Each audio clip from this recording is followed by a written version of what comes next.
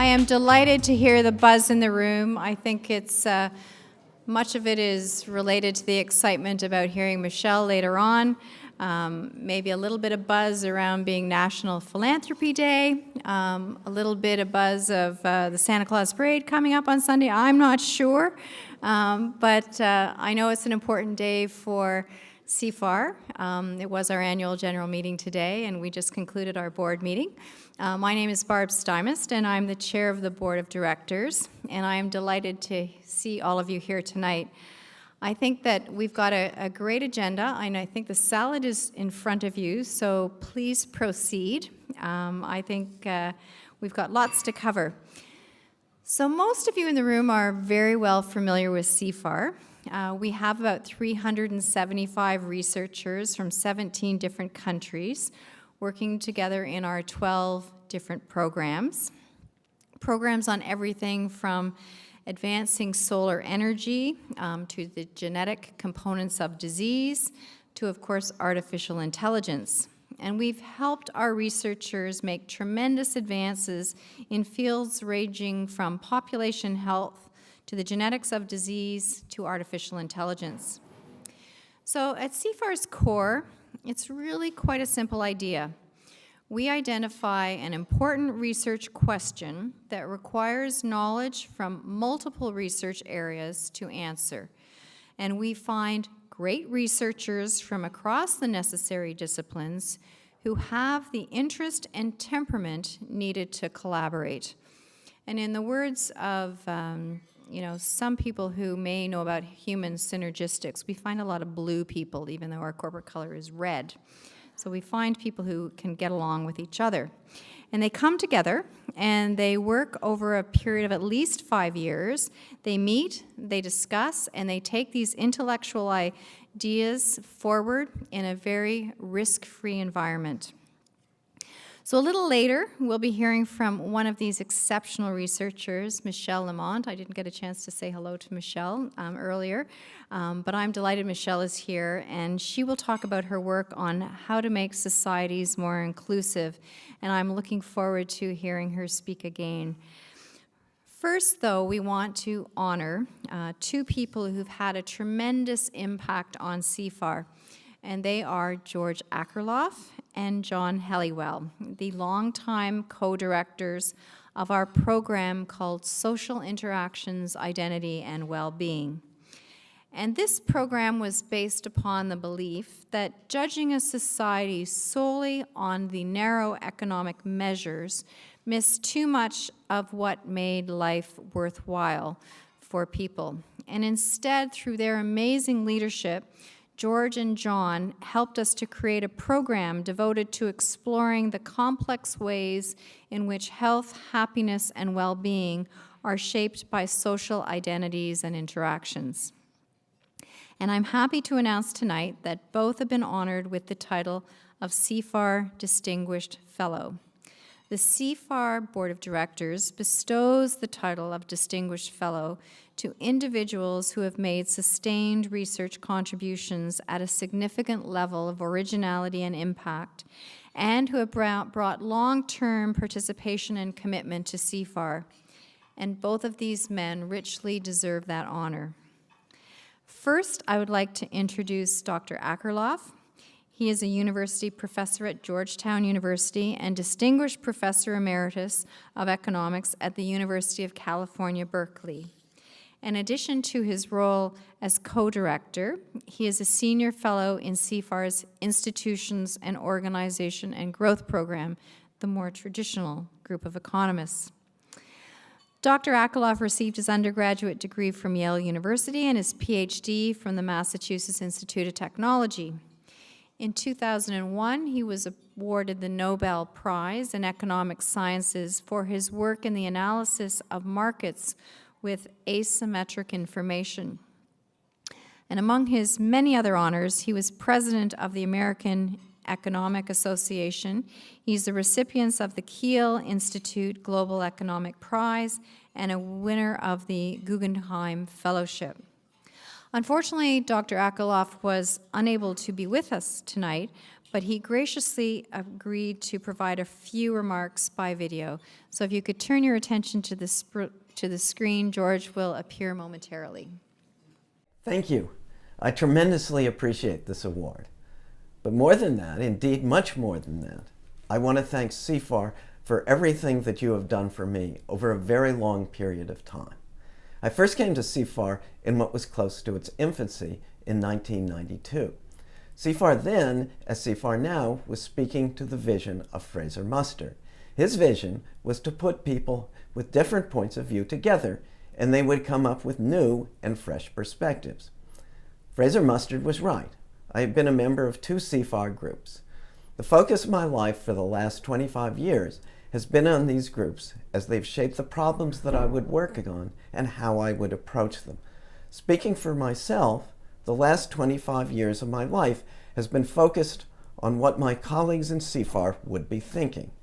Let me say a few words which I think encapsulate Fraser Mustard's vision. My last paper, the one I finished yesterday, concerns the biases in economics. My colleagues in economics are quick to point to its successes, and they say that they constitute proof that economics is done the right way. But there's another way to look at it. Scientists, says Thomas Kuhn, all work according to paradigms. That may be good, but it means that science also has its blind spots. The last paper of mine, this last paper that I just finished yesterday, then talks about the blind spots in economics. There's been a lot of head scratching regarding why economists did not predict the crisis of 2008. This last paper of mine shows that that was no coincidence. It shows that economists' conception of what they do created a blind spot. That blind spot made it impossible. It made it impossible for us economists to predict the crisis. There was no way to do that and follow the prescribed methodology of how an economist is supposed to work. Of course, that is Fraser Mustard's vision. Put people in a room together where they really know each other and where they can really listen to each other's ideas and not try to impress one another about how smart they are. And then those blind spots will be discovered. And that's what CIFAR is all about. And the magic really does happen. So thank you, CIFAR. You have been the center of my life for the last 25 years, and I am tremendously grateful for that, and also for this very wonderful award.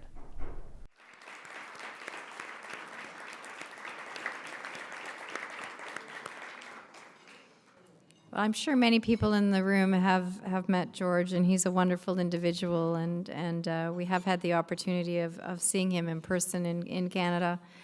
But with us this evening in person is Dr. John Helliwell. And John, I know, is a little banged up from some truck running off the road, but he was kind enough to get on a plane after a few weeks, and he's a little bit recovered.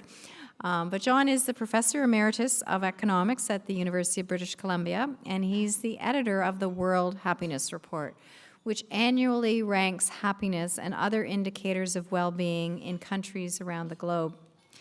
Dr. Helliwell received his undergraduate degree from the University of British Columbia and his PhD from Oxford. And he's an officer of the Order of Canada, an elected fellow of the Royal Society of Canada, and a recipient of the Queen's Golden Jubilee Award and of the Donner Prize, amongst many other honors. Please join me in welcoming Dr. Helliwell.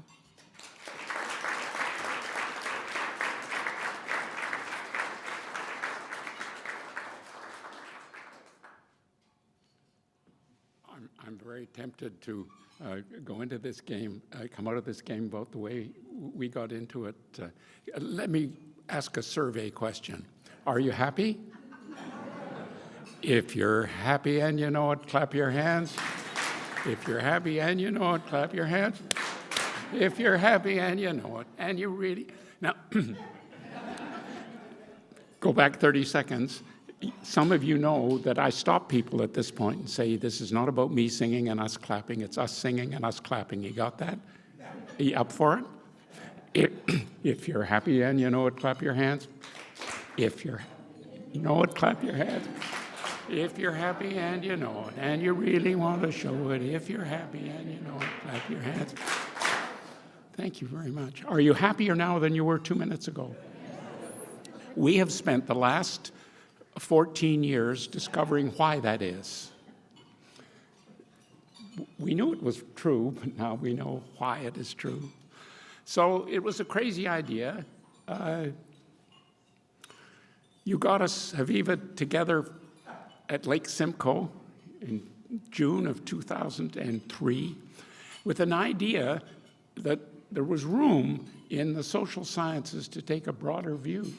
And we came at it subspecialists with quite different starting points. By then, I had discovered that this notion of well-being was on its way to becoming an applied science. There was a whole group of social identity theorists, of whom George Akerlof was dominant, and we had some very good social psychologists too, who were in the game, and all of us recognized the importance of social interactions. What we didn't understand 14 years ago was that when we married those three trunks, tried to grow foliage on top of them, it was going to be very different than we thought it was going to be. So what we thought was kind of a mini revolution is on its way to becoming a really big one.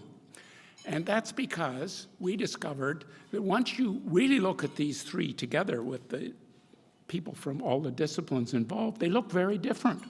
So the social psychologists come in, and even our group came in this way, saying it's all about us-them distinctions, and the Robbers Cave experiments that George was talking about, and the Stanford prison experiments, so on, the banality of evil, how easy it is to trigger people to do something that hurts other people. And on the economic side, of course, we started off with the notion that if you wanted to get people to do something, you had to give them material incentives, because material rewards were what drove them. Now, both those two, it turns out, are fundamentally wrong. And they're linked by something that's one of our key findings, that basically generosity is a stronger, and those of you who are here are all generous, so you understand this. Generosity is a stronger source of glue than almost anything else in life, and it's also a stronger support for well-being. And it's the underlying feature that it is societies that work together and are unselfish and giving societies that are the ones that survive. Well, we've learned that, but there's a long way further to go. The basic Psych 1 people still are told, the model I told you was the starting point, the basic Psych 1 people are still getting there, while people, as we now are discovering, are driven much more and rewarded much more by the way they interact positively with each other and for each other. And so the next stage will be to convert that into a broader and deeper and quite different social science. And what we're doing also, and this is unusual among CIFAR programs, is that we are getting much of our power, much of our reach, and much of our influence by direct cooperation with the people who run schools, who run prisons, who run elder care facilities, helping them to use the science to deliver better lives for people. None of this could have happened without CIFAR. So to all of you, a very big thank you.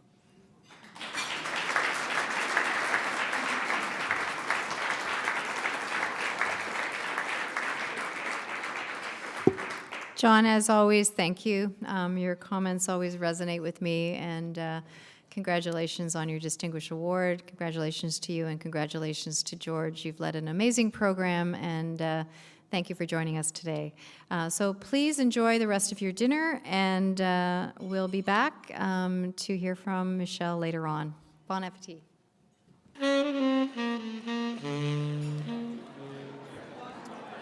Ladies and gentlemen, if I could have your attention, please.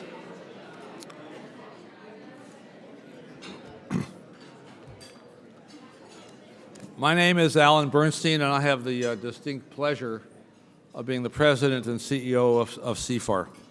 I hope everyone's enjoyed your meal, and now we're going to have a feast. And that feast will be Michele Lamont, who I'll say something about in a few minutes. But first, I'd like to add my own words of appreciation to George Akerlof and to John Helliwell. As Barb Simon has said to you, both are internationally renowned scholars in their own right, and they have also provided to this organization really exceptional leadership in their leadership roles in our program of social interactions, identity, and well-being. And I owe a huge debt of gratitude to George and John, not only for their leadership and their commitment to CIFAR, and I think passion for CIFAR, but also for having the patience to teach a dumb molecular biologist something about the social sciences and about identity economics. And if you're happy and you know it, clap your hands. I didn't know that song before, John. So thank you, John, and George in absentia for all your roles in helping making CIFAR, I think, what a great organization that it is. This is arguably an important and probably perilous moment for the world. Collectively, we all know this. We face many challenges, from climate change, income inequality, which I think Michelle might talk about, between and within countries, the rise of populism, the refugee crisis, or I should say refugee crises, accelerating technological change, the future of work in an age of artificial intelligence and smart robots, and an increasing distrust of our most important institutions.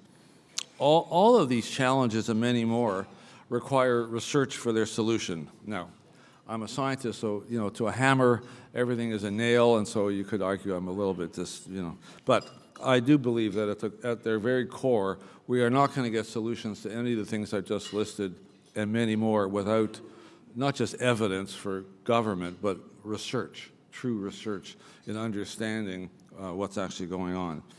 And that requires the world's best minds to work together towards solutions. And that, of course, as you've heard and know, is what CIFAR has been doing for the past 35 plus years, which is simply, and it's a brilliantly simple idea, bring together the world's best minds to address questions of importance to the world.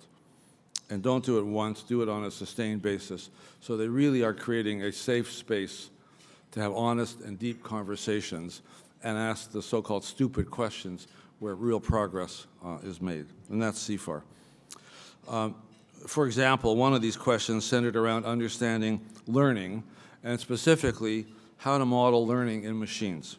That program, which is now called Learning in Machines and Brains, is, of course, the origin of the most powerful form of artificial intelligence at the moment, called deep learning. It's a form of machine intelligence that is quite simply revolutionary, and it is changing everything, from transportation to banking, from medicine to science itself, actually. Because of our catalyzing role in artificial intelligence, the Government of Canada in the last federal budget asked us to develop a coherent national program in artificial intelligence, both retaining and attracting top people in AI to this country and within this country to maintain Canada's lead as a go-to country in artificial intelligence. And because of our role, in last week's Economist magazine, there's an article called Maple Valley, it sounds very soft and fuzzy, about CIFAR and our role in developing artificial intelligence. And it really is, I think, an example of the power of the simplicity of the model of CIFAR, of bringing together great people.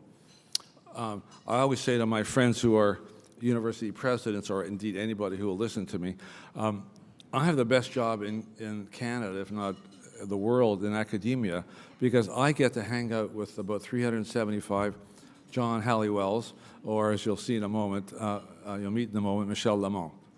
And it is an amazing privilege for me as president to lead this organization and have at our fingertips not only the world's best researchers, but bringing them together in a synergistic way. I think the point that John made very eloquently. So each of them are great in their own right, but bringing them together in a room together so that they learn from each other and bounce ideas off each other so that they move forward in a way that nobody could have anticipated. None of the things, I think, the progress that we've made in our programs could possibly have been anticipated at the time. So, and again, going back to AI as an example, I think nobody would have predicted that AI would be worth in the order of $100 billion or $200 billion based on a group of 10 or 15 psychologists, neurobiologists, and mathematicians working together, neurophysiologists working together on trying to figure out how people learn and modeling it in machines. Tomorrow is a landmark day for CIFAR. We're launching our second global call for ideas. So my colleague John Hepburn here, who's our VP Research, is not going to sleep for the next 6 months. The global call is an experiment we tried 3 years ago, which I think was eminently successful. We really are inviting now the world to come forward with new ideas for new CIFAR programs that really address fundamental questions of importance to this planet. We want the ideas to be novel, bold, and potentially transformative to warrant the creation of a sustained, interdisciplinary, and collaborative program. I do believe our previous call was a huge success. The 4 new programs that we started 2 or 3 years ago now have really lifted off. Some of the fellows from those programs are here tonight, and we're already seeing huge progress from those programs. So it's now my great pleasure to introduce Michele Lamont. Dr. Lamont is the co-director of CIFAR's program in Successful Societies, and together with her colleague Peter Hall, Michele has led that program with great distinction over the past 15 years. She is the Robert I. Goldman Professor of European Studies and the Professor of Sociology and African American Studies at Harvard University. Her areas of interest include inequality, race, ethnicity, the evaluation of social science knowledge, and the impact of neoliberalism on advanced industrial societies. Her scholarly interests center on shared concepts of worth and excellence and their impact in hierarchies in a variety of different social domains.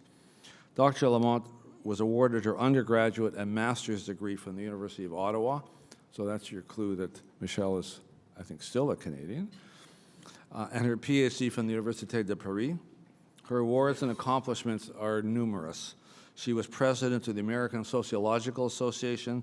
She's a member of the Royal Society of Canada and a recipient of the Chevalier de l'Ordre des Palmes Académiques, Gouvernement Français.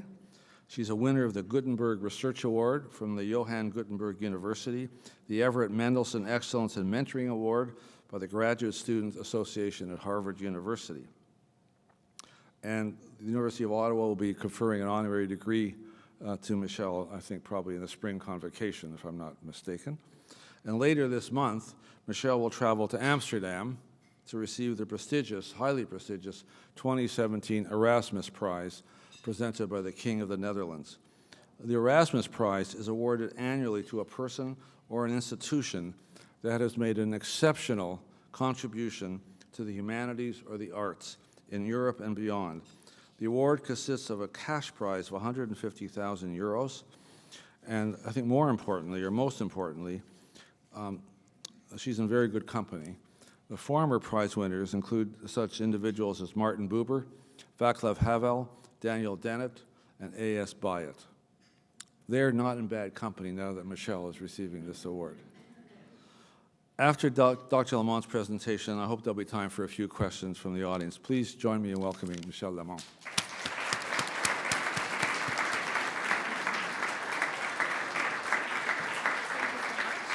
Thank you so much. Very, very nice.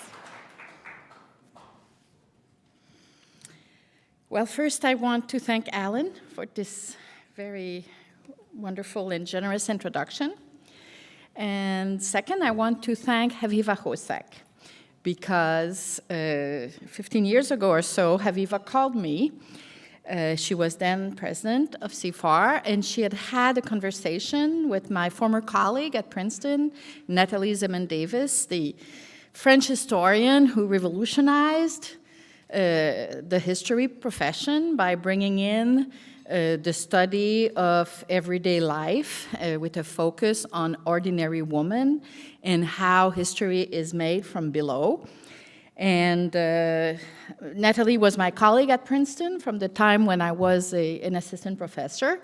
And in a very casual conversation, she mentioned to Haviva that I existed somehow. And Haviva said, oh, and she's Canadian, maybe we can bring her into CIFAR. And that was 2002. So the picture of me that you have in your little pamphlet is from 2002.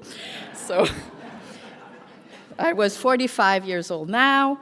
I'm 60 years old now. I embrace my 60 years old, but I can tell you that these 15 years have been led in company with CIFAR, for which I'm enormously grateful, because now I'm going to tell you a little bit about my intellectual agenda, and you will see how deeply it has been shaped by my involvement in the Successful Society program. And in the room, we have two members of the Successful Society program, Lihan Songhin, and she's here, and Ann Wilson. I don't see her. Hi, Ann. So you will see one of the things that emerged from our joint work is really, or at least for me, working at the interface between cultural sociology and social psychology. And I have a paper that's coming out in Nature, Human Behavior, on November 20th, and it's a paper that tries to develop this interface between the two fields that have not been talking to each other. And I think it's a paper that could not have existed without the Successful Society program. And I think it's an important paper, but that's just my opinion. Okay, so, so I'm going to tell you about this recognition gap. And what is recognition? I'm just going to introduce it now for the time being, and you will see that we'll get more deeply into it as the talk progresses. But recognition is basically about providing narratives that include a large number of people defined as worthy members of the society. And I'm going to be arguing that what we've been witnessing over the last year, especially in the United States, is a growing recognition gap where a growing number of people are now defined as unworthy. And that's really a problem to the extent that we know that collective well-being is very much connected with questions of social inclusion. And this is exactly where the Successful Society program meets the program that was led by George Helliwell and by George Akerlof and John Helliwell. One name, two people. But the point is it's about, subjective well-being that has to do with inclusion and inequality. So over the last few years, we've seen really a growing number of groups that have been making claims about cultural memberships, groups that see themselves as being on the outskirts of society, and they're looking in and they want to get in. So we've had the Occupy movement, Black Lives Matter, LGBT groups, and in Canada, of course, the Idle No More movement of the First Nation. In the context of the last American election, we've had working class whites who have been feeling cheated of their rightful place, which has led them to focus to vote for Trump. We've had in Europe many Muslims wanting to live their life in public. On colleges and college campuses, we've had lots of movements around microaggression, the issue of misappropriation of Korean food at Oberlin, for instance, which of course has been ridiculed by the media. But at the same time, what we've witnessed is an enormous increase in inequality. So particularly since the publication of Thomas Piketty's book, Capital, the media have made us extremely aware of the fact that distribution of resources is now more unequal than it has been since 1929. So many citizens who even don't read the newspaper very often are very attuned to this growing inequality. But the distribution of resources is only half of the equation when it comes to understanding inequality. Inequality is made of both unequal resources and recognition. And I want to argue that while the sociology and the social sciences are understanding about unequal resources, unequal distribution of resources is extremely well developed. Such is not the case when it comes to recognition. So what I want to do is offer an intellectual and a social science agenda for developing our understanding of inequality as a multi-dimensional phenomenon, which means really developing our understanding of recognition as an aspect of inequality. So where should we turn for guidance? In the 90s, we had two very influential philosophers, Axel Honneth and Nancy Fraser, who debated about the sources of injustice with a focus on the politics of distribution and recognition.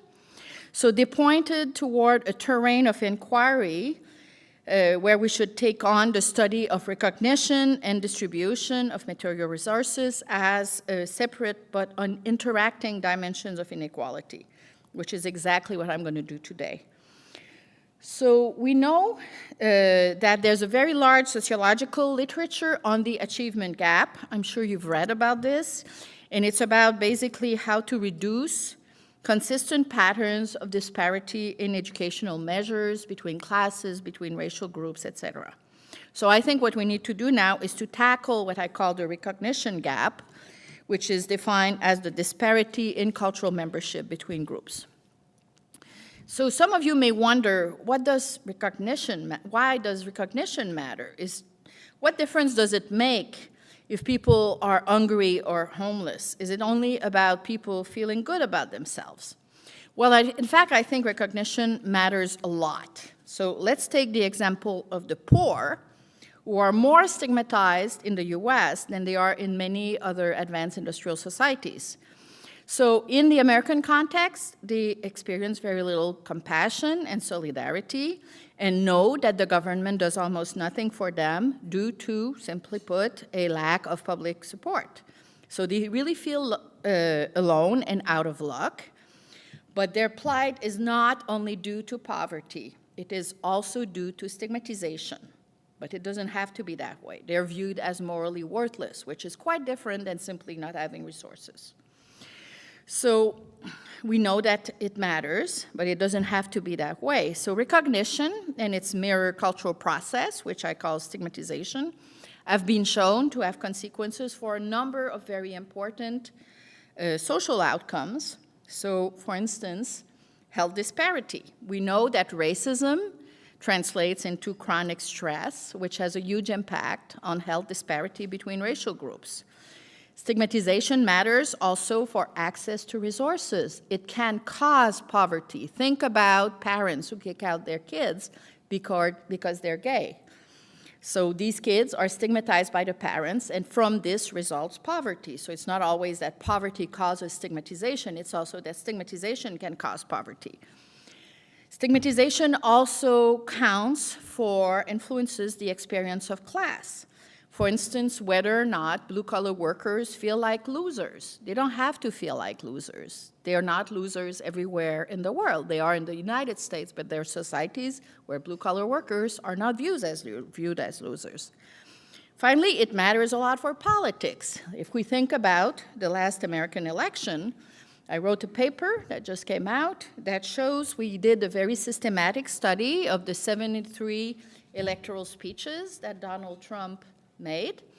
And we looked at all the red buttons, those groups that he talked about, the poor, Muslim, refugees, immigrants, Latinos, Hispanics, LGBTQ, to see who he was talking about positively and negatively. And the article argues that systematically he was trying to seduce the white working class men by removing blame for their downward mobility, saying that it's globalization that is to blame for the fact that they are in the current predicament and that we should give them jobs. And then he also, really reinforced their status as providers and protectors of women, children, and he even argued that they should be protecting LGBTQ people, which is surprising. And then, of course, he zoomed on immigrants and Muslims and refugees as the great culprits who are trying to steal their jobs. So it's obvious to me that you cannot understand the outcomes of the 2016 presidential election without factoring the recognition gap and how Trump played on group boundaries to try to appeal to this white working class. So the broader objective of this talk is really to develop, as I said earlier, a more ambitious sociology of recognition and stigmatization processes. These are cultural processes that can be studied systematically and empirically to help us understand inequality as a multidimensional phenomenon. But in order to do this, we need concept, measures, we need to show empirically that there's a recognition gap, and we need to understand better the pathways through which they develop and how they can be narrowed. So how to do this? This is the outline. I will first provide a few concepts. I will discuss the growing recognition gaps and changes, particularly in boundaries toward the poor, immigrants, and Muslims, as they have evolved in our society under the influence of neoliberalism. Then, drawing directly on the work of the Successful Society program, I will explain how collective well-being can be maximized by drawing on institutions and cultural repertoires in order to extend cultural memberships to a broader range of people. Then I will talk briefly about a book that I published last year with some co-authors, which is directly inspired by my involvement in the Successful Society program, which is about how members of stigmatized groups in the US, Brazil, and Israel experience and respond to discrimination. And finally, I'll tell you about how destigmatization occurs by drawing on a new paper that compares people with HIV/AIDS, the obese, and African Americans, with one very successful case of destigmatization, one failed case, the obese, and one mixed case, to try to understand how destigmatization occurs. So the challenge, as I see it, is really to figure out how to extend cultural membership to the largest number, and I'm trying to give you responses to this question by drawing on three different sets of questions. First, I'll show you what resources people draw on to respond to exclusion by focusing on the role of institutions and cultural repertoires. Then I'll discuss how stigmatized groups respond to stigma by looking at what enables and constrains different kinds of responses. And finally, how to destigmatize groups by looking at the role of knowledge producers and social movements. So a few concepts. So whereas distribution is about material resources, the German philosopher Axel Honneth defines recognition as a social act by which the positive social worth of a group is affirmed and acknowledged by others. Stigmatization, which is the mirror opposite of recognition, can be understood as a process that consists in qualifying negatively identities and differences. So concomitantly, one could define destigmatization, this is really important, as the process by which low-status individuals or groups gain recognition or cultural membership. And finally, cultural membership is the status characteristic of those who are collectively defined as valued members of a community. So now I'm going to discuss how neoliberalism is shaping this recognition gap. So the second book that the Successful Society Group program produced was called Social Resilience in the Neoliberal Era. And the first chapter is brilliant, co-authored by French historian Bill Sewell and Peter Evans, who's a leading sociologist of development. They looked at neoliberalism as a syncretic process that brings together four different trends. One of them is economic change, such that market mechanisms come to dominate society. Second, the role of the state in enabling these market mechanisms to operate unhindered. Third, what we call the audit society, the process by which we're constantly gathering data to maximize efficiency. And fourth, and least intuitive, is the notion that with neoliberalism comes the institutionalization of scripts or narrative through which people come to understand what defines a worthy self or a worthy life. And with neoliberalism comes an increased focus on the notion that worthy selves, worthy people, are people who are very competitive, who are extremely efficient, who are very self-reliant. That is, they engage in what we call the privatization of risk. Taking care of people is not the business of the state. People should be totally responsible for themselves. So that's the ideal person, according to this narrative of neoliberalism. And these changes are emerging at the same time. And I would argue that these changes has led to a growing recognition gap. And this is clear if we look at the case of France and the US and also Europe, which I will discuss briefly. So here I'm turning to a book that I published in 2000 called The Dignity of Working Man, and it's based on interviews that I conducted with blue-collar workers and low-status white-collar workers, like cell workers, cell clerks, in Paris and New York, North African immigrants and French workers in France, and African-American and white workers in New York. And in both countries, what we've seen is that this working class was experiencing, even when I interviewed them, a lot of economic downward mobility. They've experienced de-skilling, declining prestige of their national identity, and even change in gender roles that have challenged their superior status as protectors and providers of women. And this has generated a lot of anger in this group. You know, the books such as Arlie Hochschild or Catherine Karimer or John Williams that have been discussed a lot since the Trump election are all about the anger of this group. So when I conducted these interviews for The Dignity of Working Man in the early 90s, these same trends were totally there, you know. These men were pissed. But I also described them as people who tried to keep the world in moral order. You know, they are survivors. They're people who pay their bills. They're people who define themselves by their stability, try to keep their kids out of trouble. You know, they are survivors. They live under very different conditions, but they have a lot of stick-to-itiveness, and they're extremely proud of it.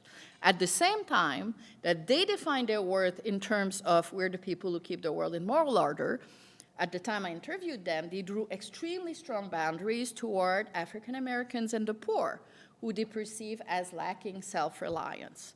So these moral and racial and class boundaries really went hand in hand. And at the time I interviewed them, they didn't draw strong boundaries toward immigrants at all. They valued immigrants, especially those who came to the US to live the American dream. So the situation in France was quite different, where I found through interviews, again, I did like 80 interviews in each country. In France, you had exactly the opposite situation. Very strong boundaries toward immigrants who were mostly defined as Muslim immigrants who were culturally and morally incompatible with the French because they did not respect human rights. They treated women like shit.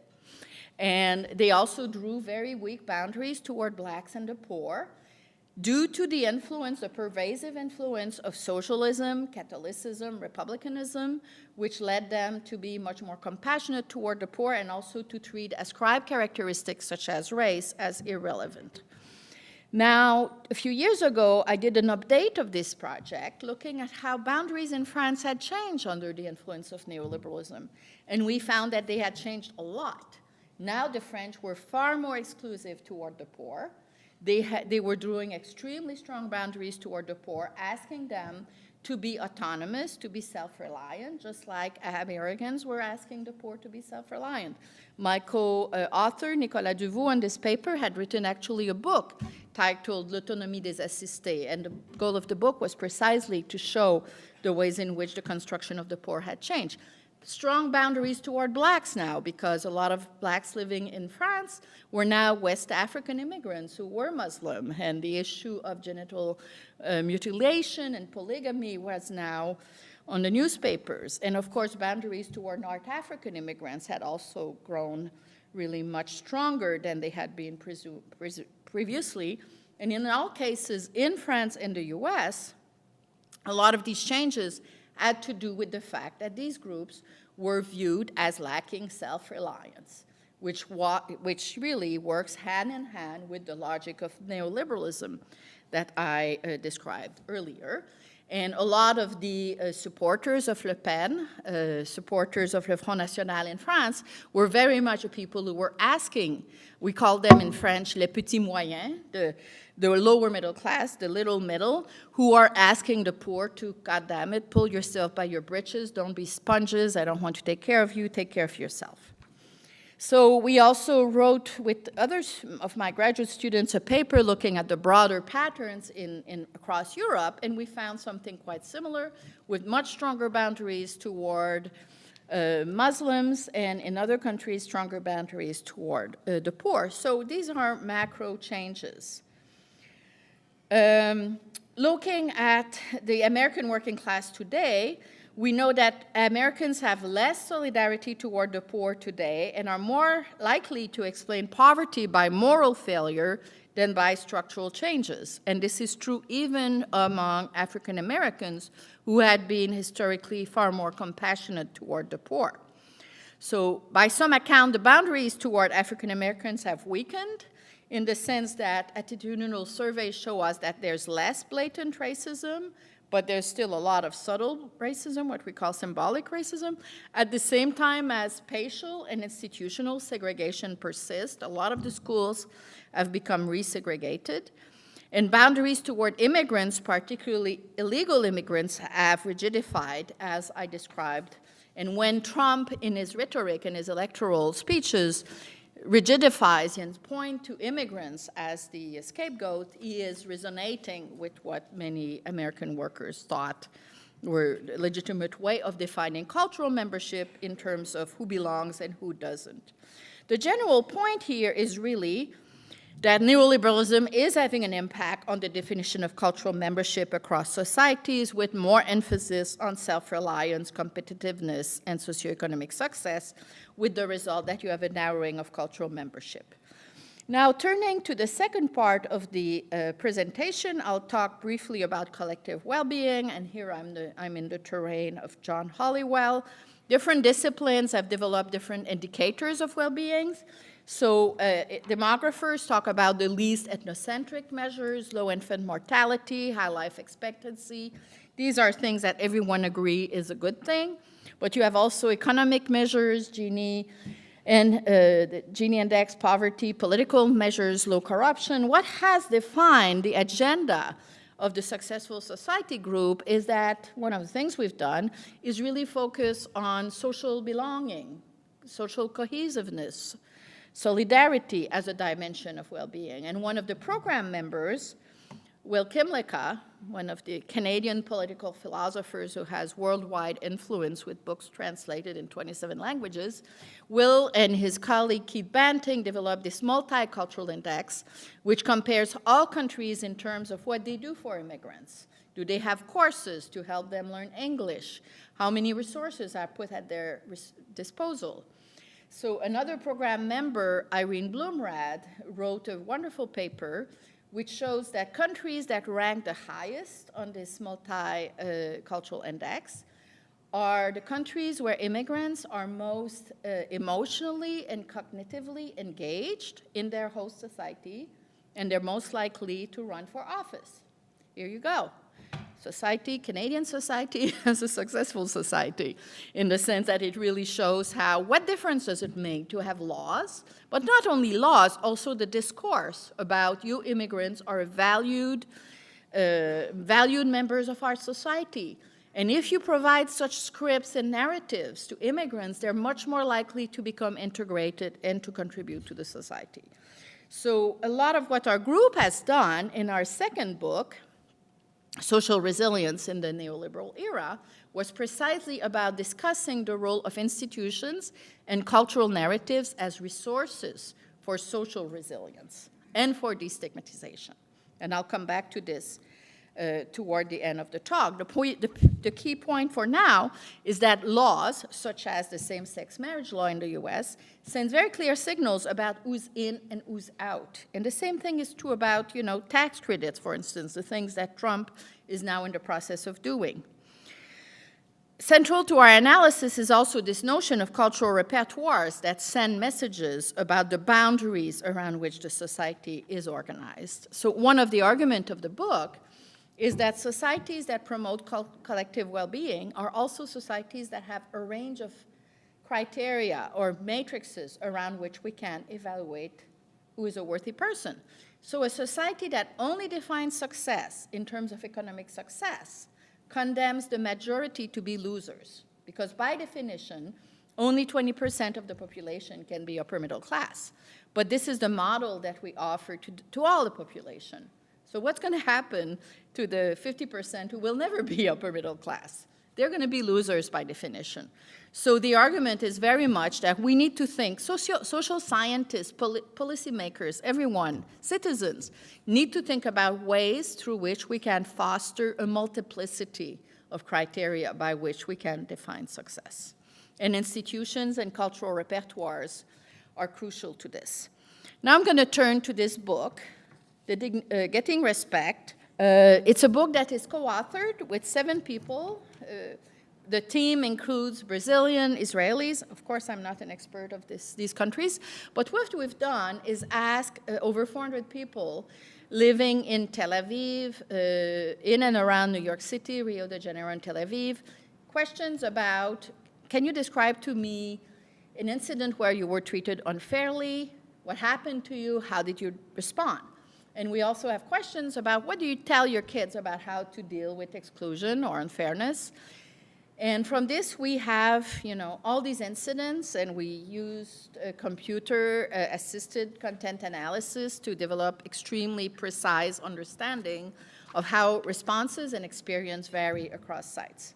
So an example of the kind of data we deal with, an African-American man enters an elevator, and there's a bunch of white guys in there, and one of them makes a joke about blacks and monkeys. And he says, one of them made a joke about black and monkeys, and I said, man, I ain't into jokes. His demeanor changed, my demeanor changed. All the positive energy that was being in there was sucked out because of the racial part. I found myself getting angrier and angrier. And then he says, luckily, as the elevator doors opened, there was a black preacher. I reached out to him, and I said, can I talk to you because I'm this far from exploding? And then he reflects on, am I going to sue them? What am I going to do? So what you have is a lot of self-reflection about how he should respond. So we have over 400 interviews, and the comparison looks at these 3 national cases because, of course, Brazil is a society with weak spatial boundaries. People, blacks and white, live together in middle or lower class neighborhood. The US is kind of in between, but Israel is a society that is extremely segregated spatially between Jewish Israelis and Palestinian Israelis in particular. The study also considered Ethiopian Jews because we wanted to have black people in each country, and Mizrahim, but I won't be able to talk about them, only in the Q&A if you're interested. So what did we find? Very different patterns of responses. Most of what they talked about, these 400 people, was being insulted, but also ignored, underestimated, misunderstood. They are experiences that we came to describe as assault on the self, which is quite different than being discriminated against, because these are not things that you can sue about. So the teacher who says, every morning when I walk in the teacher's room, no one says hi to me, but they say hi to the white man who walks in with me. So it's this daily assault which really ends up having an effect on the health outcomes. One of them says that he is always misunderstood at work. He says, I'm a token. No one shares my philosophy. No one confirms what I'm saying ever. They don't understand my taste. They don't understand anything about me. And then he says, they keep making these N-word jokes with me. So typically, again, these assault on the self are not things that you can sue about. They are microaggression, but they are much more than that because they're not all aggression. Silence is not necessarily aggression. So these kind of aggressions are mentioned far more often than is discrimination. So then we look at differences across countries. We talk also about non-response, which is, I was so hungry, I wanted to eat, I didn't start a fight, I was so startled, I didn't respond. So we compare responses across the five groups, and we argue that we find that Black Brazilians were twice more likely to say that they were stereotyped as poor and uneducated as were African Americans. So for them, what registers first is class rejection as opposed to racial rejection, and we're going to be asking, why is that? For Arab Palestinians, they are perceived as the enemy within, dirty Arabs. There's nothing subtle about their exclusion. None of them complain about being misunderstood because the context is such that none of them expect to be understood. Looking at responses, they are also very different. Confrontation is most popular in the US by a long shot. 4 out of 5 African American say that you have to confront, compared to half of the Brazilian and much fewer of the Arab Palestinian. So an example is Megan, a teacher who describes how she deals with white people who cut in front of her at the supermarket. She says they do that all the time. They're just trying to be superior. And she explains how recently she told off a white woman when she said to her, "You do this not because I'm Black, but because you're white, because my being Black has nothing to do with you." And she reflects, of course, it comes as a shock to them. They don't want the confrontation. If you confront them, they are not going to give you a word back because you simply do not exist. You are not there. I don't think she's going to do this to many more Black women. And one woman, I actually put my foot out to trip her. So you really see the anger there. So another strategy that African Americans use quite frequently, well, as frequently as confrontation, is what we call the management of the self, as in, I don't want to be the angry Black bitch today. I want to be viewed as the promising lawyer, therefore I'm going to shut my mouth. And I'm going to, before getting angry, I'm going to talk to my friends to run by her my interpretation of the situation to make sure that she thinks I'm interpreting correctly. So there's a lot of intersubjective confirmation before confronting. So that's very popular in the US. So few American, this is very important. The whole project was premised on looking at the responses that neoliberalism enables, which are focused on demonstrating competence and hard work. And we found that this response was also very, very rare among African Americans, which really surprised us. But then when we asked them about their normative response, what do you teach their kids?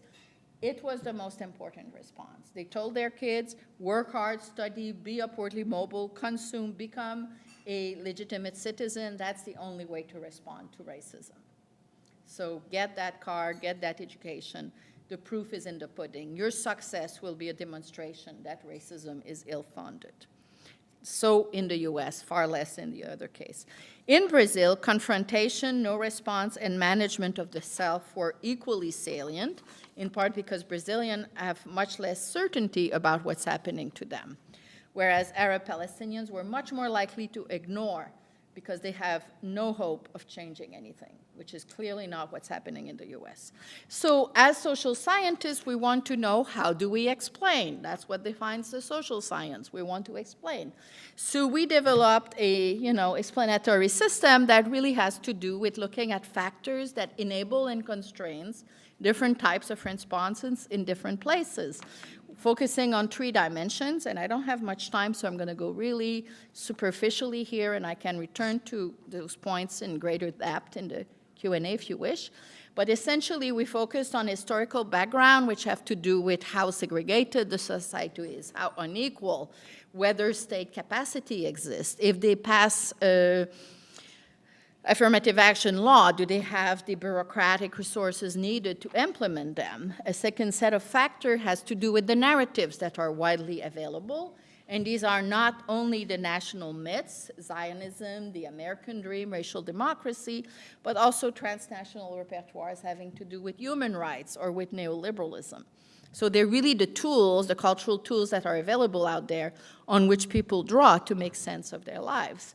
And the third dimension is about groupness, and this is the kind of social psychological dimension that the group led by Akerlof and Helliwell have been concerned with, but also other dimensions which have really to do with networks. So groupness has to do with how much of a group is the group because of how frequent and how intense are interactions within the group. But there's a third dimension, which are the scripts that are available concerning what the group is about. You know, are white people necessarily domineering, for instance, or are these boundaries much more fluid?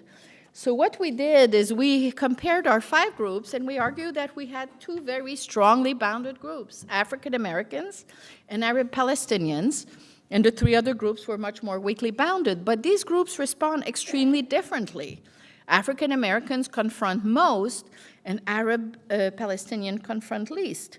So therefore, we need to think about causality here again. And to show you how we thought about this, I'll give you an example of this very elegant black Brazilian woman who comes back at her hotel at night after a long day of work, and she asks the clerk to give her her key so she can go to her room. So instead of giving her the key, she just mentions the number of her room. Instead of giving her the key, the clerk takes the phone, dials the number of the room, hangs the phone, winks at her, and he says he's not there, obviously thinking she's a prostitute. And of course, she's extremely upset, but she feels that she cannot confront him. In the interview, she says, I could not confront him because he did not say anything that I could point to show that he was being a racist. I went to my room, I called my husband, who's white, explained to him what happened to me, and he told me to calm down and to go to sleep. So, but when we interviewed him 10 years later about an incident where she was excluded, that's the incident she mentioned. So the question then really, as a social scientist, we ask, what enables this response? So here is our answer. We argue that cultural repertoires of racial mixture, which is very salient in Brazil, and emphasize the idea that we all have a black grandmother somewhere, that is, group boundaries are much more blurred, work against the polarization between groups, and lowers the likelihood that people confront racism. By lowering the salience of racial polarization, it contributes to the greater visibility of class discrimination. These factors enable the fact that she does not confront, just as is the weak boundedness of black Brazilian experience. They think that their identity is anchored in shared skin color, not shared culture or shared history. This means that the cultural schemas about racism that are so omnipresent in the US are far less so in Brazil. All these factors contribute to making this woman far more hesitant to confront the hotel clerk. Not having immediate access to script or tools that would enable one to make sense of the situation has a direct impact on the interpretation. Whereas the African Americans, such as Megan, totally not hesitant to define the incident as racist. She's convinced that this is about racism, this white person who cuts her off in the grocery store. So the patterns are quite different. And among Arab interviewees, what we find is that none of them use legal tools because they think there's no point.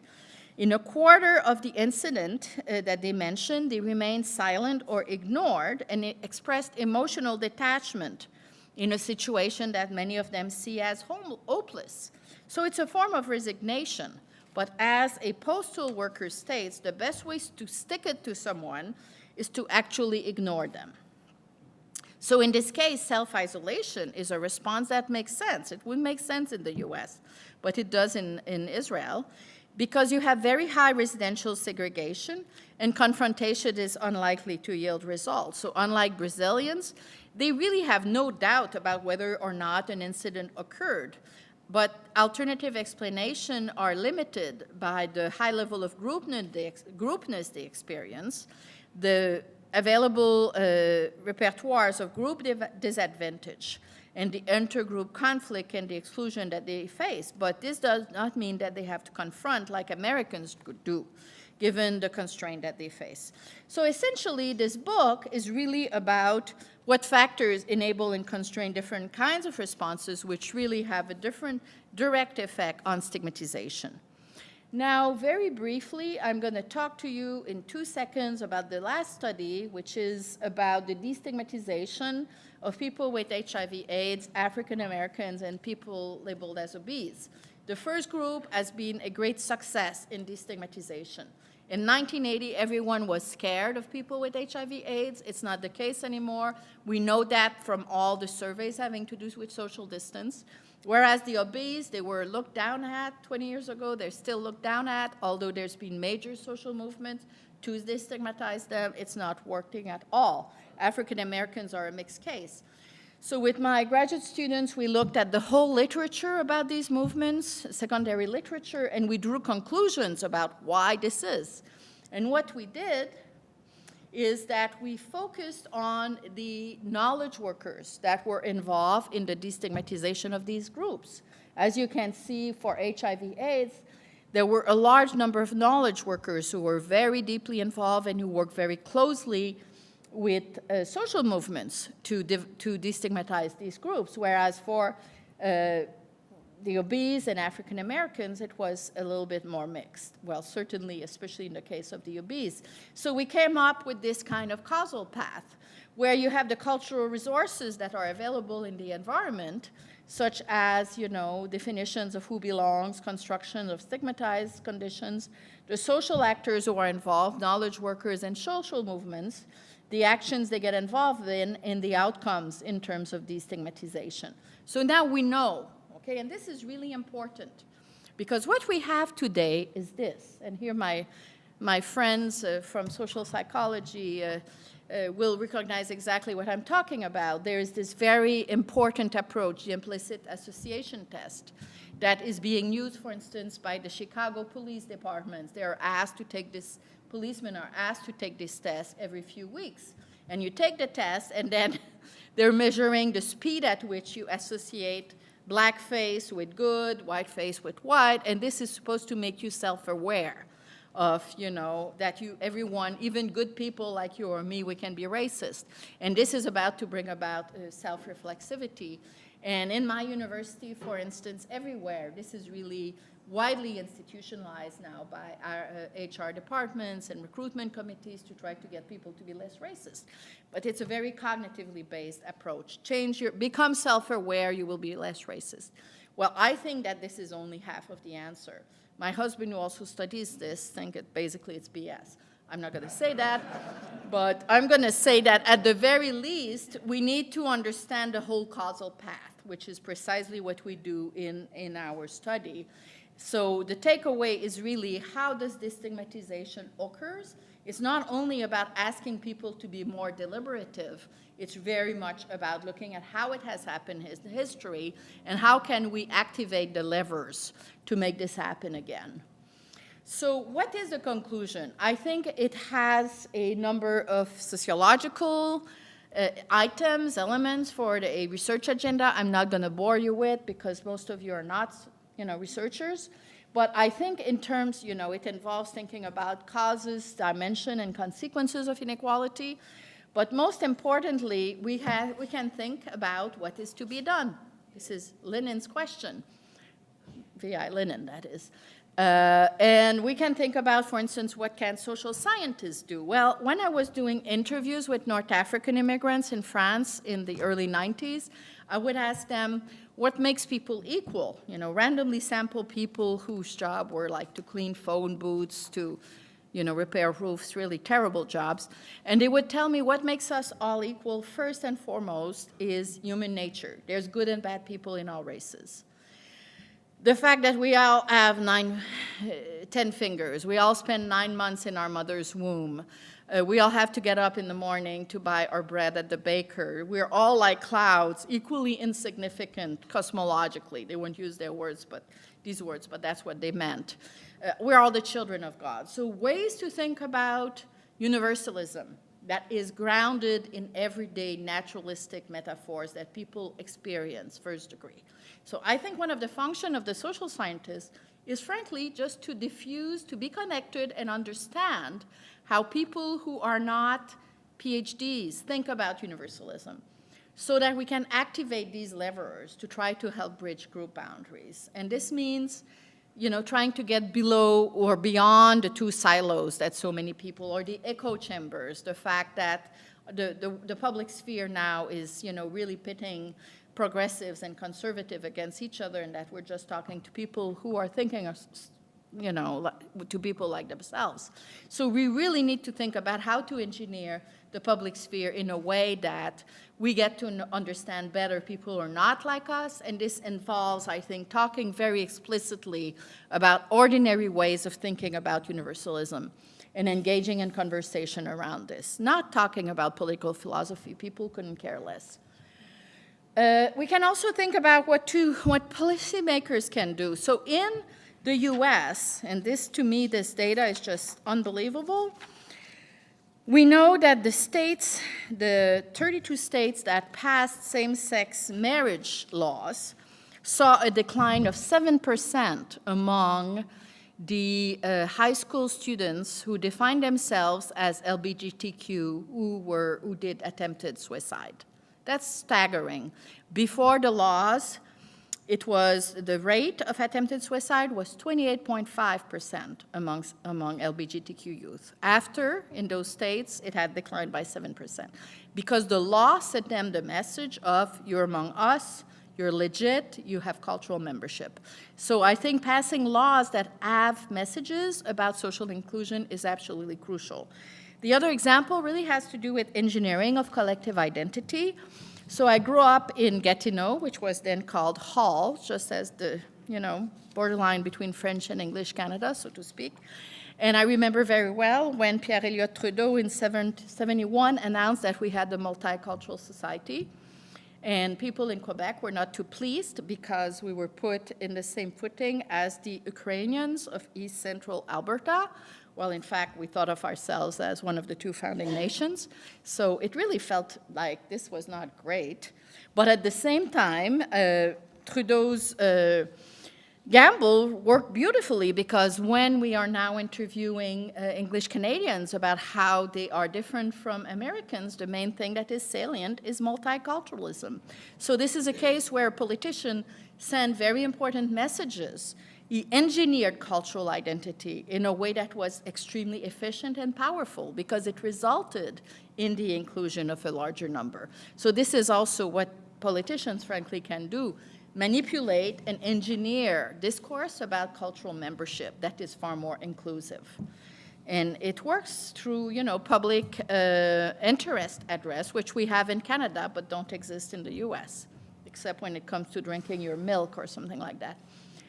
So, and finally, we can ask, what can citizens do? And I like the idea of, these Unitarian Universalist churches that have flags that are welcoming, they define themselves as welcoming to the LGBTQ community. And we had also on the lawns after the Trump's election, many signs such as this one, who were really saying, we don't want to be a mean America, we want to be a welcoming America. The US is a country of immigrants. So you had a lot of bottom-up messages about what the society that people want to live in. So I think our role as social scientists is really to try to think in terms of collective well-being, and how can we help mobilize these resources, such as these people who put these signs on their lawns, so that as a collectivity, as a community, we can contribute to creating a world that we want to live in, but also in which we would like our children to live in. And I'll simply conclude by saying that for me, the Successful Society Project, all the work that I just described to you, and I don't know if you noticed, but there were lots of footnotes to papers that I've produced over the last 15 years, and these papers were produced thanks to CIFAR. We get together 3 times a year. There's 15 or something like 15 of us, and the conversation we have really fed these papers. When I talk about the role of cultural resources and institution in serving as buffers of scaffolding for social resilience, that's an idea that we had in common. And, you know, a lot of the literature on social inclusion in previous generation had to do with assimilation, the notion that in the 60s there was, you know, this notion of what the white American dream was, that we should all integrate ourselves in. Well, the model that I'm presenting here is radically different. I'm saying it's not about all of us becoming white bread. It's about how to destigmatize the groups that are stigmatized and understand how this happens as a social process. So in my mind, this is exactly the kind of work that CIFAR has enabled. And I think of knowledge production as a process, a slow process of, on the one hand, production, and on the other hand, diffusion. And what I'm doing here is diffusion, but all of us do diffusion all the time. I had this week a blog in the Harvard Business Review come out on this paper on Trump and the white working class, and you know who reads the Harvard Business Review.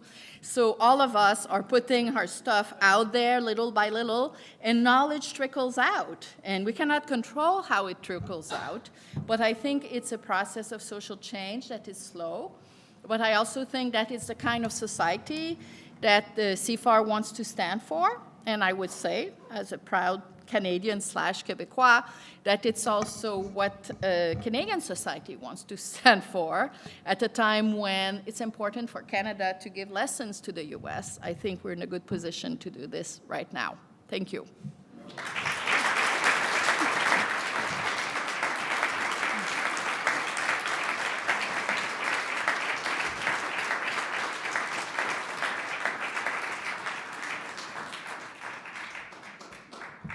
Michelle, thank you very much for that really, really wonderful address. We're a little over time, but I think we have time for one or two short questions and short answers. Tim. When you did the book Getting Respect, you covered off the U.S. When you did the book Getting Respect, you covered off the U.S., Brazil, and Israel. Why not Canada? Well, the reason we chose those three cases, I alluded to this very quickly, is really has to do with the way that social boundaries are structured in those three societies. We had in mind a society that is racially diverse with very rigid boundaries, very flexible boundaries, Brazil, and the walls and the segregation in Israel is extremely strong, and the U.S. we thought was somewhat in the middle. We had a conference prior to the project where we invited some Canadians, some French, some Irish people. There was 7 cases, and when you put together a big collaborative project like this, a lot of it has to do with who really wants to be involved. So it didn't work out with the Canadians, but we could have. Michelle, again, I want to thank you for just a wonderful... You want to ask Leanne there? Oh, Leanne, you have a question? Then I'll let Leanne, a CIFAR fellow from the University of Guelph, ask a question. Leanne. Okay, thank you. So I'm wondering if you could say a little bit more about gender. So some of your cases, it seemed like gender issues were very salient. If I think about membership, I think that women are clearly seen as members of society, like some of the societies that you've been talking about. If I think about moral worth, often people think that women are more morally worthy than men. But if I think about issues around competence and neoliberalism and being the most productive person you can be, then we start to see gender differences. So I'm wondering if you could just say a little bit more about gender. Yeah. Well, gender is complicated because it's deeply inflected by class. I think the stereotype is that the competent women are the upper middle class women. Nancy Fraser has a wonderful argument about progressive neoliberalism and the lean-in argument, or the progressive, version of neoliberalism, which is that as long as the glass ceiling is broken by upper middle class women, we're fine. But in fact, this leads the majority of women trailing. So this very much calls for a much deeper conversation about the criteria by which the worth of people is acknowledged. So that's all I will say. Michelle, thank you very much for a truly wonderful talk. I'll now call on Barb Samias, our board chair, to say the last word. Barb.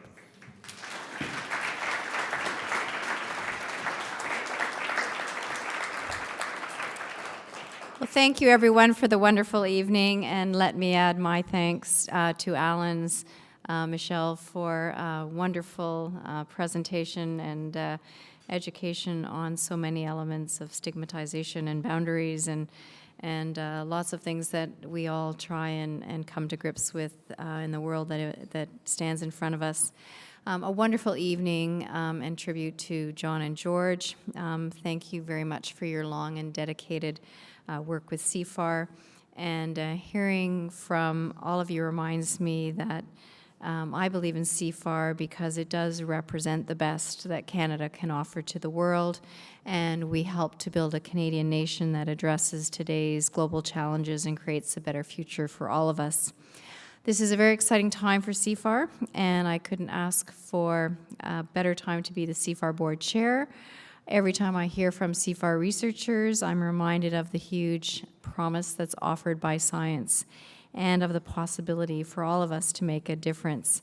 I would like to thank all of you for coming tonight. I would like to thank particularly all of the CIFAR researchers, almost 375 of you in 17 countries around the world. It's an amazing group. Their passion to collaborate and their passion to discover and solve the world's problems through science is amazing. I would like to thank our members of the board who serve the organization, many of whom are here today. And I would like to particularly identify Richard Ivey, who is a longtime supporter of CIFAR and an honorary fellow.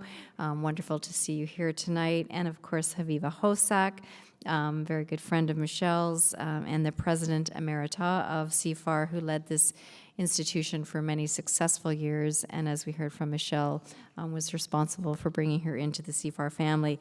And I would like to thank everyone in the room for coming tonight. It's wonderful to have so many long-term supporters that are here, a few new faces.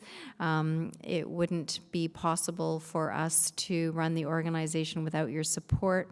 And I thank you for those of you who are supporters of CIFAR, and if you're interested in becoming or introducing new supporters to us, we're always open. Come see Alan, come see me, and come see any members of the CIFAR staff. So thank you all for coming.